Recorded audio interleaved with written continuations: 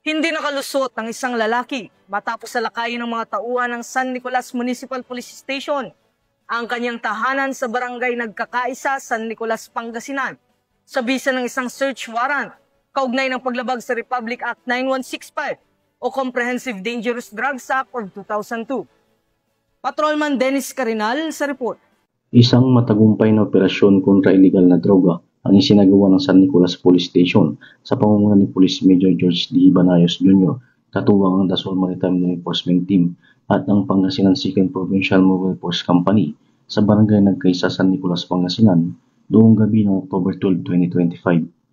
Dakong 10:23 ng gabi, isinilbi ng mga otoridad ang search warrant operation na inisyo ng Honorable Emma Hines Parahas, Presiding Judge ng Regional Trial Court Branch 52, Tayog, Pangasinan. Kinilala ang suspect na Elias Jr., 37 anyos, isang construction worker at residente ng nasabing barangay.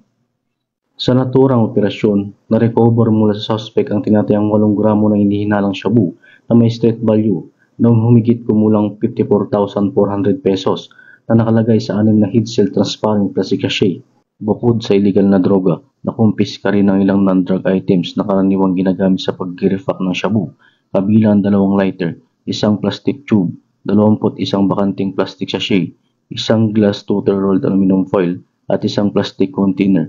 Maharap ito sa kasong paglabag sa Republic Act 9165 o ang Comprehensive Dangerous Drugs Act of 2002. Ang tagumpay ng operasyon ay bunga ng magandang ugnayan sa pagitan ng mamamayan at ng pambansang pulisya para mas lalong mapaigting ang kampanya laban sa kriminalidad tungo sa mapayapat tigtas na bagong Pilipinas. Mula dito sa Picadillo, Ilocos Region, ako po ang inyong Police News Network Correspondent, Patrolman Dennis Carinal, alagad ng batas, tagataguyod ng Balitang Pulis.